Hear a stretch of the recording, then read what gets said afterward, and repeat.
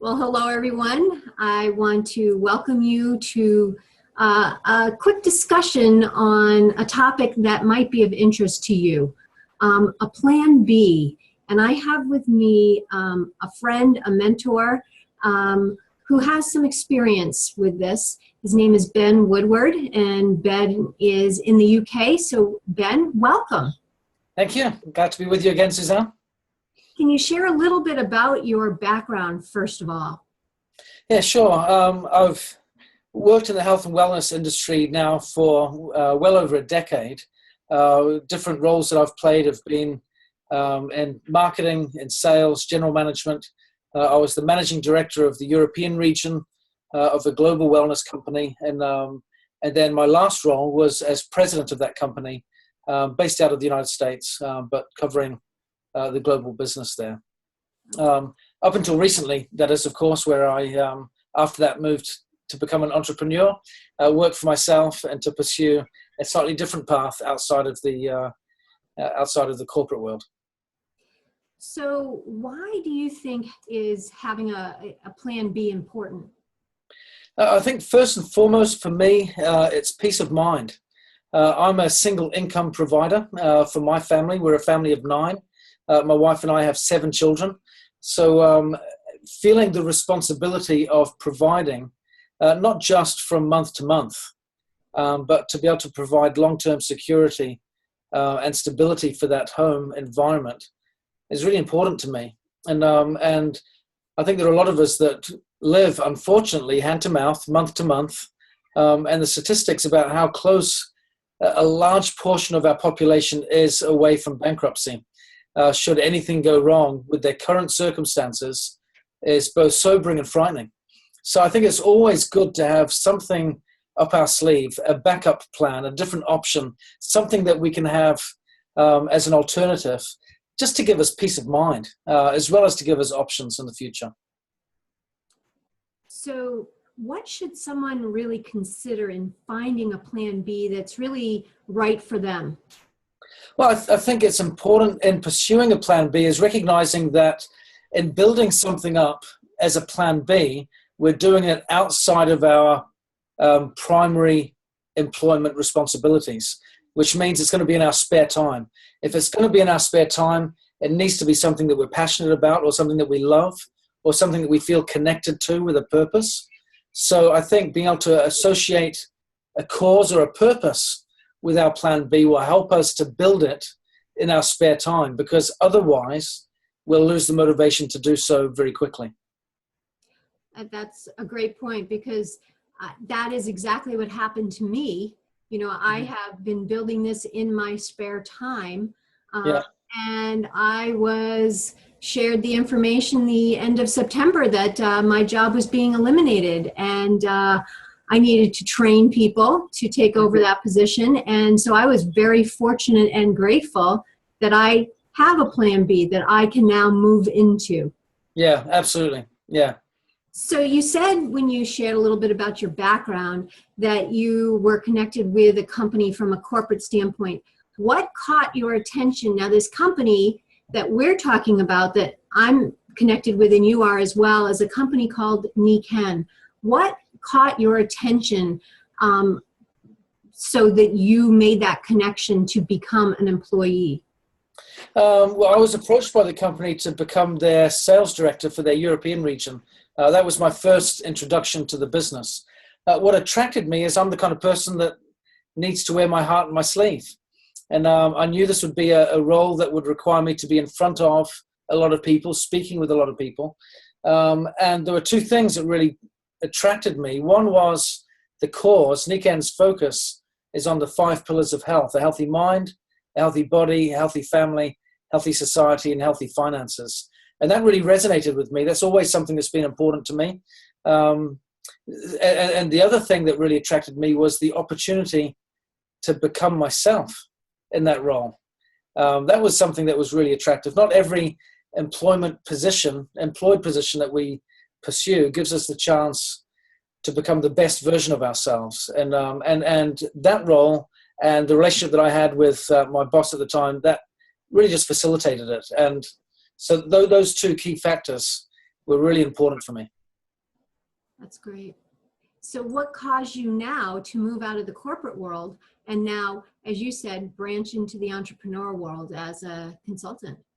I think my primary task as president of NICAN was to really work with the chairman in defining the strategy for our future.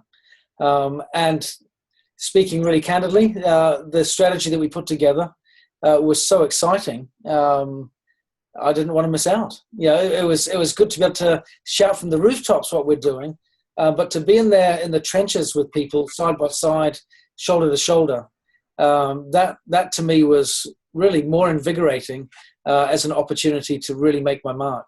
And of course, it gave me the chance to perhaps get that family pillar even stronger in line than before. So, because you were working long hours. Yeah. Well, I still work decent hours now, but I'm in control of that much more, and I've got much more flexibility and freedom, which is really good, really important for us. So this company is not a new company. Is there still the opportunity for new people to be able to create that stability that you talk about? Absolutely.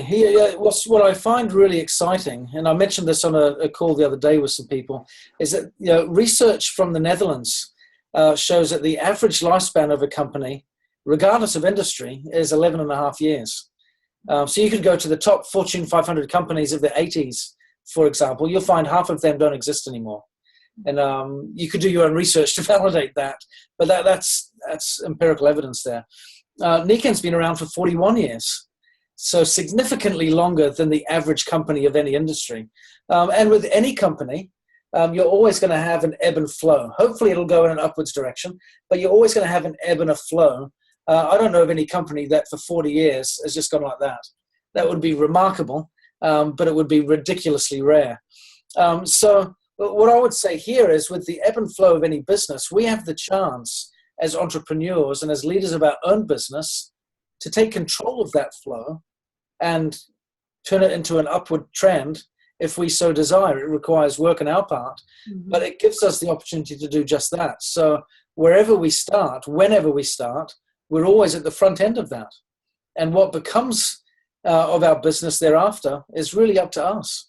So yes, whether you joined 41 years ago, whether you joined today, the opportunity is there for the taking, which otherwise we wouldn't have been around for 41 years. True. Yeah. So if someone was going to take a look at this, what would you suggest for them to go through and get fully informed to make that educated decision? Well, I think you mentioned a couple of key words there. One is fully informed and educated decision. So the starting point, my recommendation would be just have an open mind.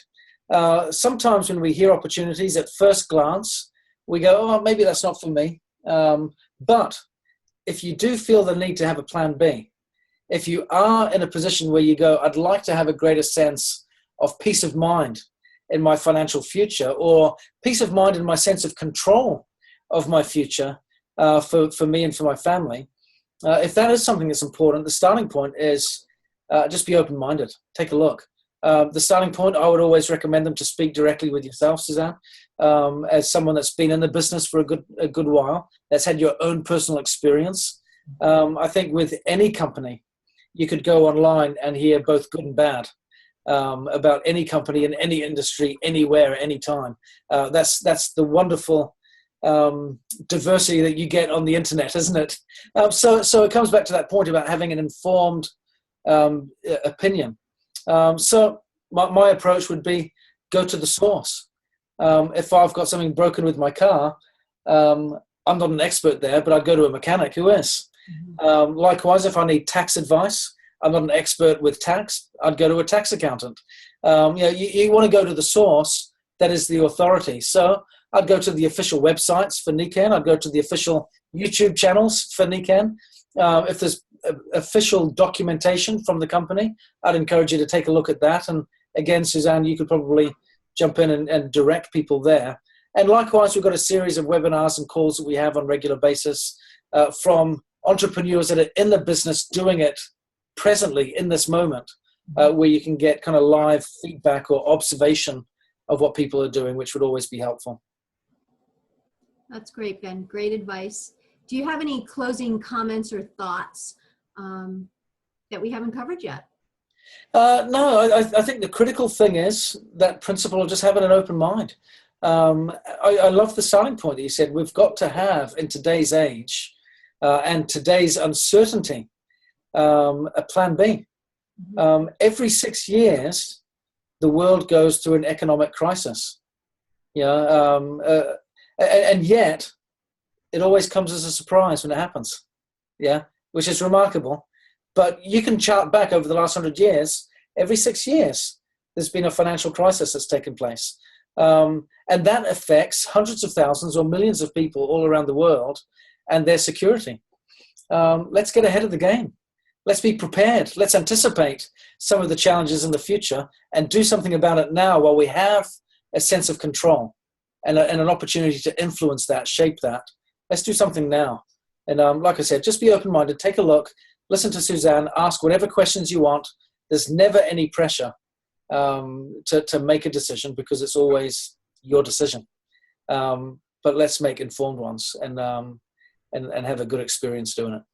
Well, thank you, Ben. I couldn't agree more with your comments. And for me, other than that peace of mind, for me to have a company that I am partnering with that is about the 5 pillars of balance and helping us become more and working with people that care about us as human beings and have integrity, that's a huge piece of the pie for me that has got me excited. And I know that with every dollar that I am earning in this business and will continue to earn, it's because I've truly impacted another person's life in a positive way.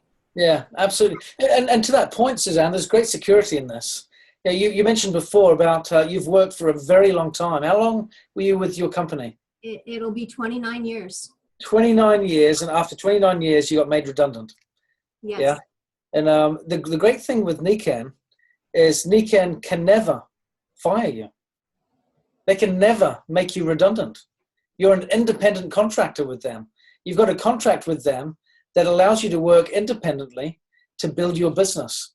And never in the 41 years have they fired a distributor, a consultant, an entrepreneur like yourself.